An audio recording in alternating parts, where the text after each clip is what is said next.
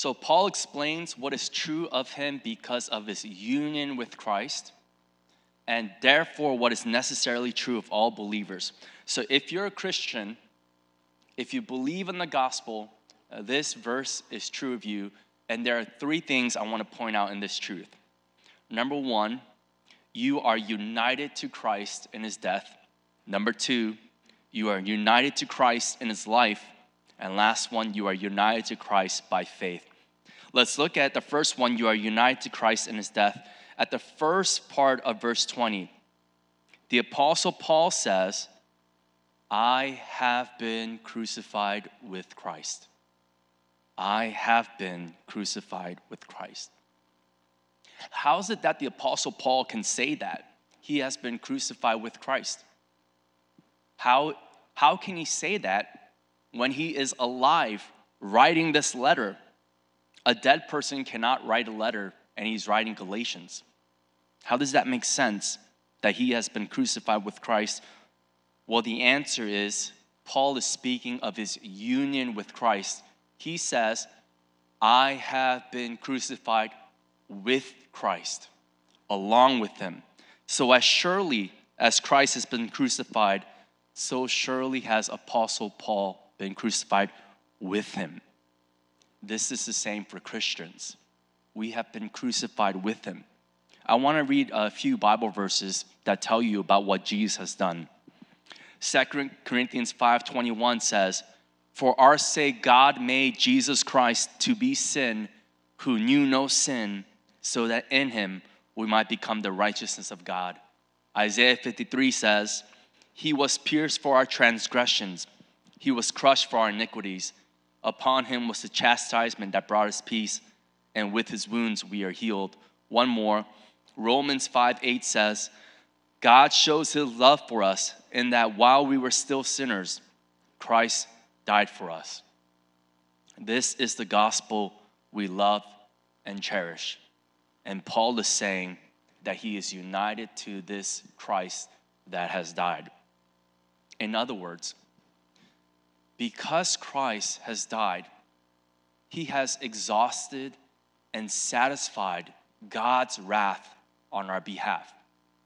Therefore, there is no more wrath that Paul has to satisfy because Jesus paid the price for all of our sins. This is the same thing. There is no more payment that Christians have to pay. There is none. It doesn't matter if you feel really bad or if you feel really guilty or even if you sinned, because Christ has paid for every single sin. Christ has died. And we, along with Apostle Paul, insofar as we believe, have been crucified with Christ. You are united to Christ in his death. What sins are you believing more than God? If God says that you have been crucified with Christ, why let certain sins deceive you into thinking that you have not been? You are forgiven in Christ. You are united to him in his death. Let's look at our second point. Not only are you united to Christ in his death, but you are also united to Christ in his life. Let's look at the part right after the first part, verse 20.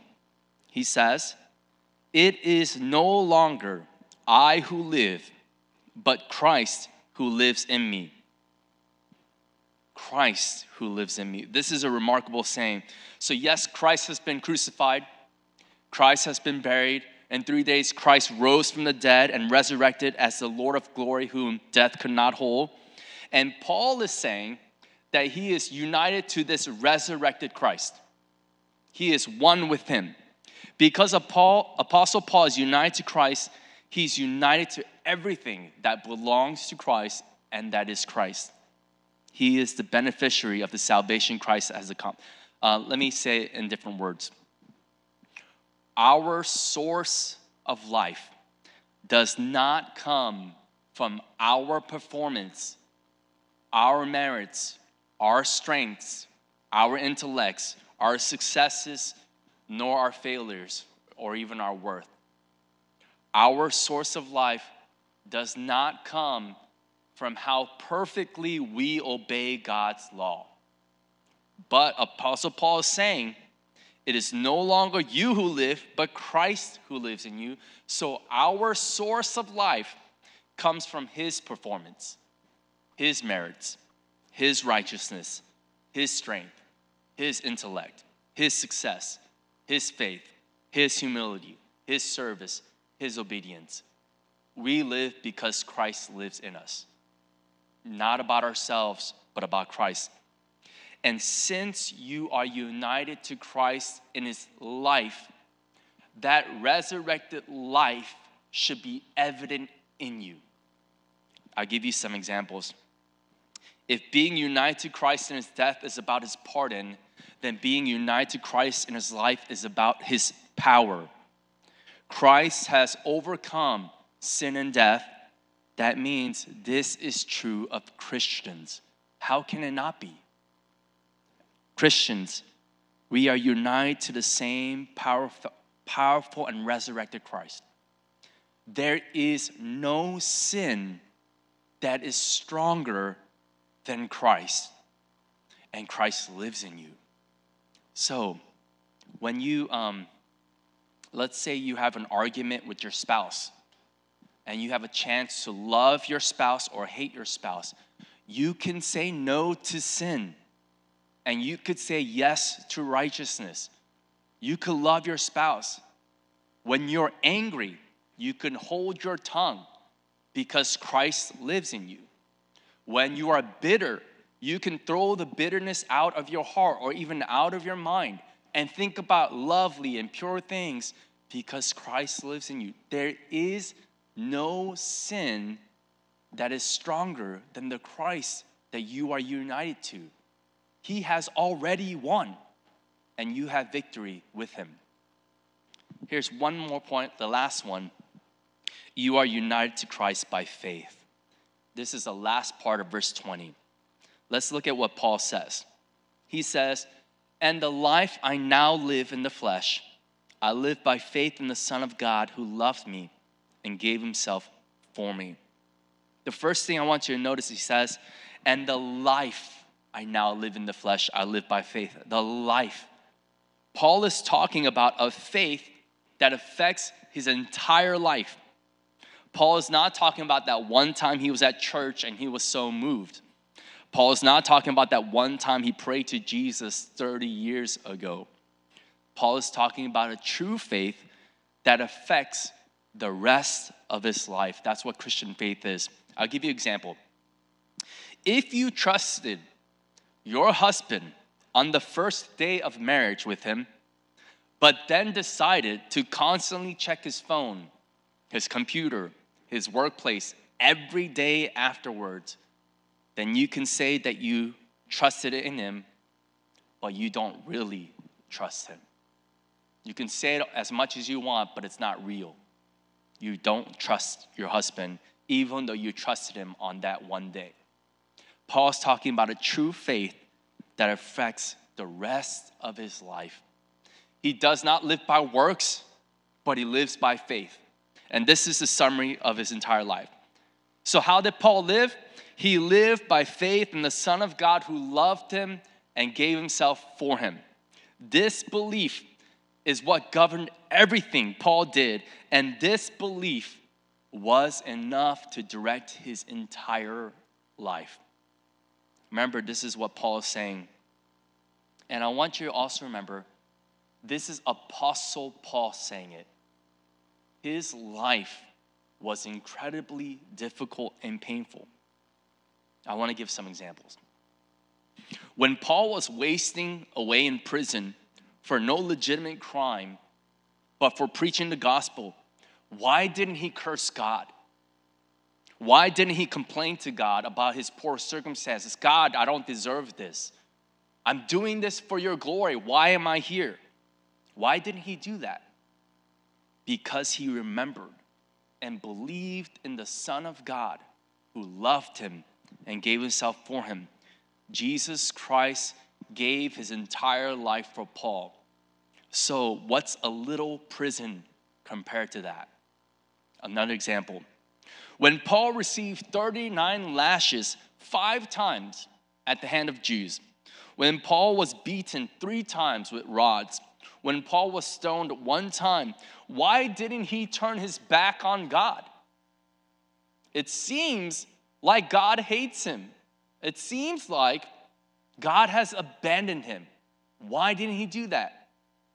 Clearly, God didn't care about him. But Paul refused to believe such lies.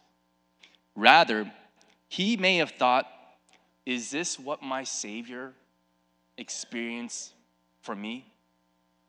Is this what he has gone through? Is this how he gave himself for me? What an amazing Savior I have, that he loved me and gave himself for me. He believed in the Son of God who loved him and gave himself for him, no matter what. And this truth, that the Son of God loved him and gave himself for Paul, governed every step of Paul's life, every moment. Isn't this the same truth for us? When someone dear to you passes away, when a church member gossips, when there's a relational conflict, when things don't go the way you want, do you trust in the Son of God who loved you and gave himself for you? Or do you trust all these other things? Because God says his Son loved you and gave himself for you. So, when someone passes away, it's hard. We can admit that we don't understand why that has happened, but at the same time, there is something we definitely know, that the Son of God loved us and gave himself for us. When that church member gossips, we don't have to be so insecure or shaken because we are far worse than whatever that church member says. According to God, we deserve hell. At the same time, we are far more loved than we can ever imagine. The Son of God gave himself for us. When there is relational conflict, we do not cut that person out of our life, but we can be patient and kind because God's Son was patient and kind to us. Last one, when things don't go the way we want, we do not have to explode, but we can rest in knowing that God's will was and always will be better. That he can take the worst thing in history, which is the wrongful execution of his Son who gave himself for us, and make it into the gospel for the world. There's nothing that the Son cannot do for us. There's nothing that could shake us out of our faith because he loved us and gave himself for us. You are united to Christ in his death. You are united to Christ in his life. You are united to Christ by faith. So how do you live the rest of your life? Believing in the Son of God who loved you and gave himself for you. That governs everything. So again, here's what Apostle Paul says. And I want to end with this verse, Galatians 2:20.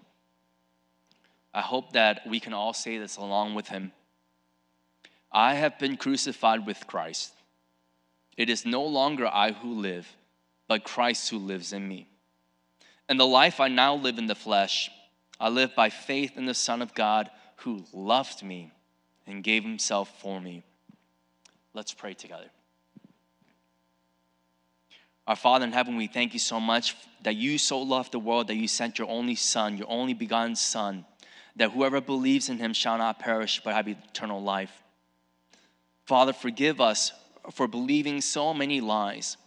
Forgive us for being so fickle in our faith that we forget so easily how much you love us and how much your Son gave for us, that he has died, resurrected, and that he is ours through faith. Father, please be with any of these church members that are struggling in their faith, that are struggling to understand their circumstances, that don't understand what's going on around them, that don't understand why their life is so difficult. but help them instead to put their focus on what they do know, that the Son of God loved them and gave himself for them. And he is enough. He is more than enough. Please be with us now as we journey our life of faith, that every step of the way we would continue to trust in him and continue to trust in what he has done for us. We pray in Jesus' name. Amen. 아멘. 말씀을 생각하시면서 함께 찬양하시겠습니다. 주 하나님 독생자 예수, 주 하나님 독생자 예수, 날 위하여 오시었네. 내 모든 죄 하사하시고 죽음에서 부활하신 나의 구세주, 살아계신 주, 살아계신 주, 나의 참된 소망, 걱정 근심 전혀 없네. 사랑해 주네. 할 길 인도하니 내 모든 삶의 기쁨 늘 주만 안에, 주 안에서 거듭난 생명, 주 안에서 거듭난 생명 모으시는 주의 사랑, 참 기쁨과 확신 가지고 예수님의 도우심을 믿으며 살리. 살아계신 주, 나의 참된 소망, 걱정 근심 전혀 없네. 사랑해 주네. 갈 길 인도하니 내 모든 삶의 기쁨 늘 주만 안에. 그 언젠가 주뵐 때까지 주를 위해 싸우리라. 승리의 길 멀고 험해도 주님께서 나의 앞길 지켜주시니. 살아계신 주, 살아계신 주, 나의 참된 소망, 걱정 근심 전혀 없네. 사랑해 주네. 갈 길 인도하니 내 모든 삶의 기쁨 늘 충만한. 살아계신 주, 살아계신 주, 나의 참된 소망, 걱정 근심 전혀 없네. 사랑해 주네. 갈 길 인도하니 내 모든 삶의 기쁨 늘 충만하. 나는 믿네. 주의 능력으로, 나는 믿네. 주의 능력으로 내 삶 새롭게 되리. 나는 믿네. 주의 능력으로 담대히 나가리라. 주와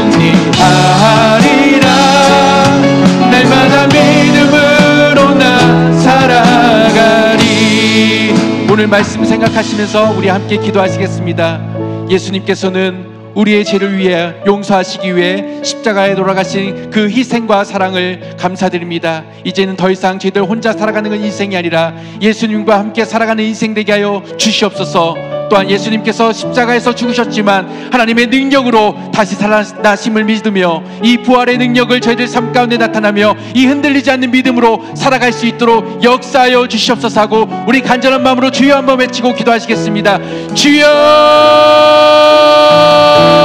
하나님 감사